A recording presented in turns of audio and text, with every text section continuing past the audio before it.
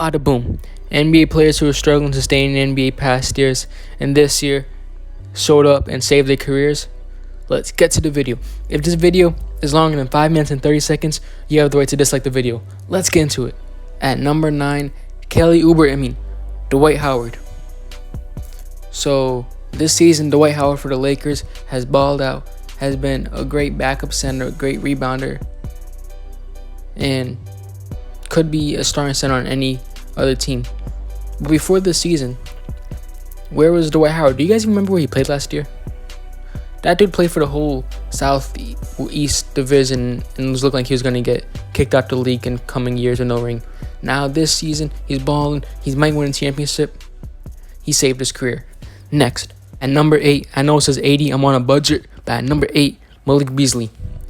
Now, when he played for the Denver Nuggets, he was going to get kicked out of the league. He was averaging 8 points per game. He was about to be on the end of a bench. Then he got traded in Minnesota for, I forgot what trade. What even trade was it? I don't know. He went to Minnesota. He's having 20 points. He looks like the Timberwolves' third star.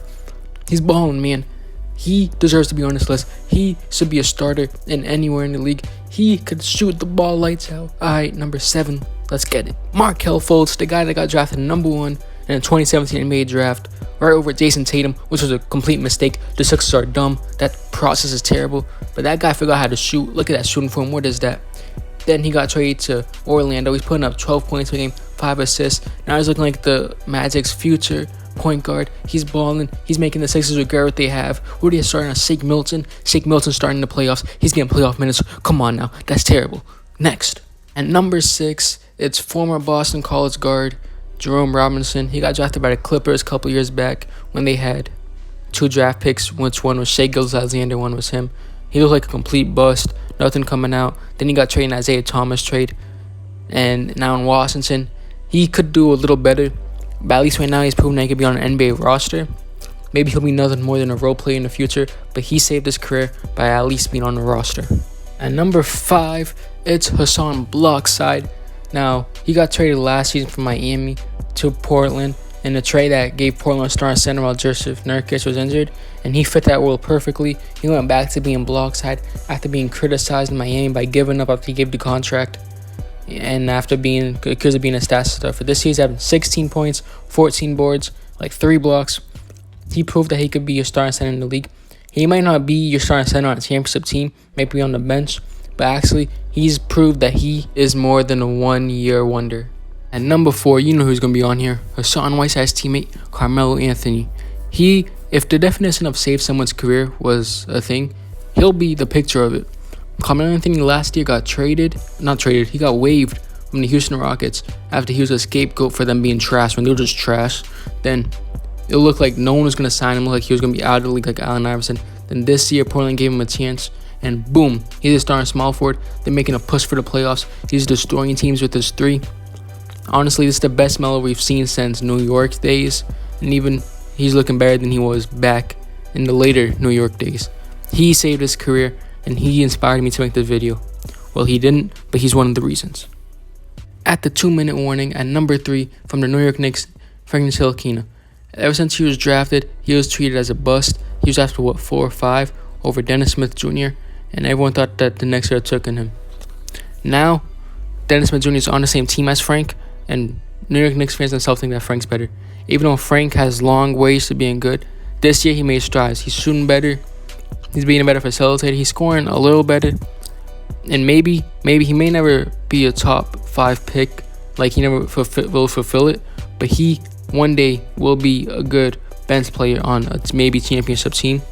Better than Dennis Smith right now. Next, at numero 2, it is Andrew Wiggins of the Golden State Warriors. Now you might be thinking, what's wrong with this guy? Is he being biased? I mean, he's my 4th favorite player in the league, but no, I'm not being biased. In the beginning of the season, Andrew Wiggins had articles being made of him saving his career. In the past, he's been known in Minnesota as a guy that didn't care for his game. He didn't put in work, but this season, he bounced back and is averaging over 20. He got traded to the Golden State Warriors for D'Angelo Russell, yes, but hear me out.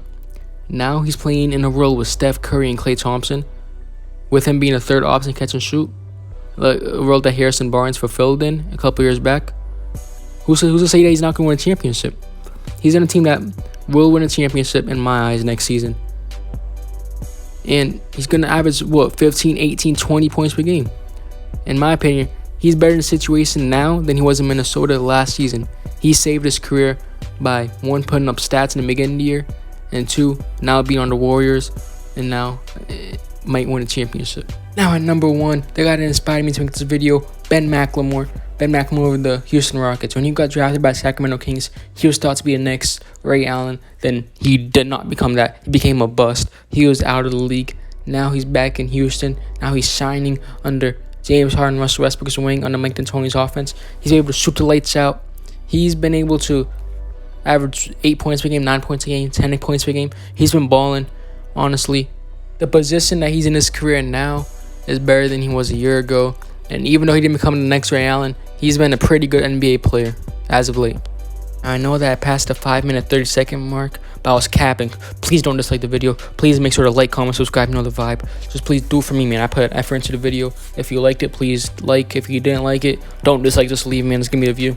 Now, hopefully you guys like my new outro. It might be my permanent outro. So yeah, peace.